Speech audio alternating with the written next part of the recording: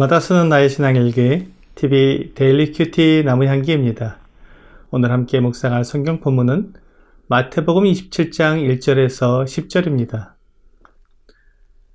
새벽에 모든 대제사장과 백성의 장로들이 예수를 죽이려고 함께 의논하고 결박하여 끌고 가서 총독 빌라도에게 넘겨주니라. 그때 예수를 판 유다가 그의 정죄됨을 보고 스스로 뉘우쳐 그 은 30을 대제사장들과 장로들에게 도로 갖다 주며 이르되 내가 무죄한 피를 팔고 죄를 범하였도다 하니 그들이 이르되 그것이 우리에게 무슨 상관이냐 내가 당하라 하거늘 유다가 은을 성소에 던져넣고 물러가서 스스로 목매어 죽은지라. 대제사장들이 그 은을 거두며 이르되 이것은 핏값이라 성전고에 넣어둠이 옳지 않다 하고 의논한 후 이것으로 토기장이의 밭을 사서 나그네의 묘지를 삼았으니 그러므로 오늘날까지 그 밭을 피밭이라 일컫느니라. 이에 선지자 예레미야를 통하여 하신 말씀이 이루어졌나니 일렀으되 그들이 그 가격 매겨진 자 곧 이스라엘 자손 중에서 가격 매긴 자의 가격 곧 은 30을 가지고 토기장이의 밭값으로 주었으니 이는 주께서 내게 명하신 바와 같으니라 하였더라. 가룟 유다는 대제사장들과 백성의 장로들이 정당하게 재판을 하지 않고 무법하게 주 예수님을 재판하고 또 이미 주 예수님을 사형에 처할 계획을 가지고 있었음을 알아챘던 것 같습니다. 한밤중에 재판을 시작하고 또 새벽에 곧장 빌라도에게 끌고 가는 모습을 보면 이 모든 것이 정상적이지 않다는 것을 알 수 있었습니다. 유다는 주 예수님이 이스라엘을 로마의 권력으로부터 구원할 구원자라고 생각했는데 그렇지 않고 무기력하게 가이사의 것은 가이사에게 하나님의 것은 하나님께 드리라고 말씀하시는 것을 보면서 실망했을 것입니다. 주 예수님께서 성전에서 매매하는 자들을 내쫓으시고 성전을 정결하게 하실 때 드디어 모든 썩은 권력을 도려내고 나라를 세우실 것이라고 생각했지만 아무 일도 일어나지 않는 모습에 더 큰 실망을 했을 것입니다. 그리고 마리아가 귀한 향유 한 옥합을 깨서 주님의 머리에 부었을 때 그 많은 돈을 허비해 버린 것에 속상했는데 주 예수님은 오히려 마리아를 두둔하는 모습에 화가 났을 것입니다. 그래서 다만 주 예수님이 이스라엘의 구원자가 아니라 평범한 선지자라는 것을 드러내기 위해 대제사장들과 백성의 장로들에게 예수를 넘겨준 것이었습니다. 그렇게 되면 그들에게 징계를 받고 갈릴리의 선지자로 돌아가 메시아 흉내를 내지 않을 것이라고 생각했는데 대제사장들과 백성의 장로들이 그가 생각한 것보다 훨씬 더 무서운 일을 꾸미는 것을 보게 된 것 같습니다. 가룟 유다는 주 예수님이 죽임을 당할 만큼 악한 사람이라고 생각하지는 않았을 것입니다. 비록 그가 주 예수님에 대해 실망을 한 것은 사실이지만 그렇다고 그분이 악한 사람이라는 것은 아니었습니다. 가룟 유다뿐만 아니라 백성들이 모두 그것을 알고 있었기 때문에 주 예수님이 사형을 당하는 것은 옳지 않은 것이라고 생각했습니다. 그리고는 자신이 얼마나 큰 잘못을 했는지 깨닫게 되었습니다. 그래서 그는 그 길로 자기가 받았던 은 30을 가지고 대제사장들과 백성의 장로들을 찾아갔습니다. 그리고는 내가 무죄한 피를 팔고 죄를 범하였도다 라고 말하면서 그 돈을 도로 주었습니다. 하지만 대제사장들과 장로들은 가룟 유다를 받아주지 않았습니다. 그들은 가룟 유다에게 그것이 우리에게 무슨 상관이냐 내가 당하라 라고 말했습니다. 그러자 가룟 유다는 은 30을 성소에 던지고는 털려나가 목매어 죽었습니다.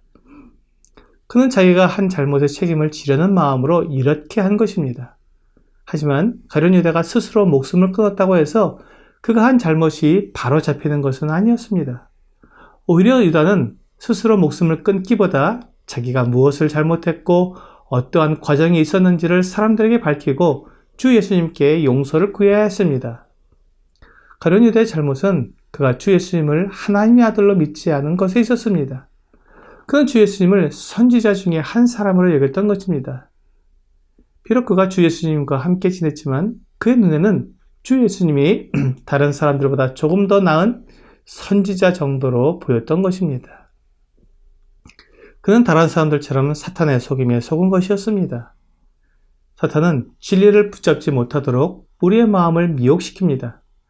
주 예수님의 말씀과 하신 일을 보면 분명히 하나님께서 약속하신 구원자이며 하나님의 아들이심이 분명한데도 그의 눈에 비친 외모가 평범한 사람의 모습이었기 때문에 그것을 인정하지 못했던 것입니다. 그것이 사탄이 사람들을 속이는 방법입니다. 사람들이 하나님의 말씀인 진리를 생각하지 않고 자기 눈에 보이는 외모로만 모든 것을 판단하도록 그렇게 유혹하는 것입니다.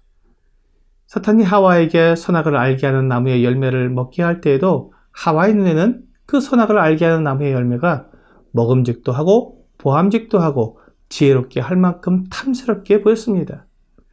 하나님께서는 그 열매를 먹으면 반드시 죽는다고 말씀하셨지만 그 진리의 말씀보다는 자기 눈에 비친 열매의 모습을 보고는 따먹게 된 것입니다.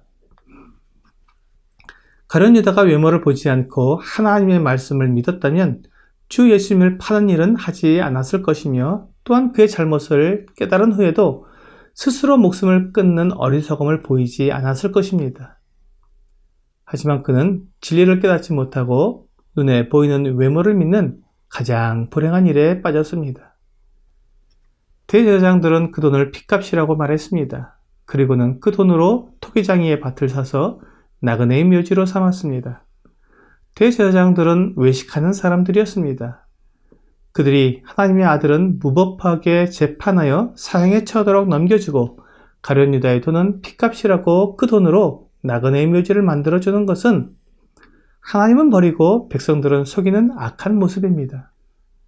사탄은 대제사장들의 마음에 하나님은 없고 눈에 보이는 백성들의 눈 가리는 행동을 하면 그들의 지위와 권세를 유지할 수 있다는 생각으로 유혹한 것입니다. 진리는 버리고 외모를 중요하게 여기도록 어리석은 마음을 넣어준 것입니다. 이것을 옳다고 생각하고 지혜라고 생각한 대제사장들은 하나님 앞에서 그런 외식적인 행동을 서슴지 않고 하게 되었습니다. 이것이 사탄에게 속은 사람들의 모습입니다. 오늘의 적용 질문을 보겠습니다. 우리 삶을 파멸로 이끌도록 유혹하는 사탄의 괴계는 무엇이 있을지 생각해 봅시다. 사탄은 언제나 우리가 하나님의 말씀을 믿지 못하도록 회방을 합니다. 하나님의 말씀은 진리이기 때문에 진리를 알고 믿게 되면 사탄의 거짓말을 받아들이지 않게 되기 때문입니다. 사탄의 거짓말에 넘어가게 되면 가룟 유다가 파멸의 길로 간 것처럼 아담과 하와가 멸망의 길로 간 것처럼 모두 망하게 됩니다. 오늘 사탄은 언제나 나를 망하게 하려고 거짓을 말한다는 것을 알고 진리이자 생명이신 하나님의 말씀을 따라 살아감으로 사탄의 괴계를 이기는 여러분과 제가 되기를 주 예수님의 이름으로 기도합니다.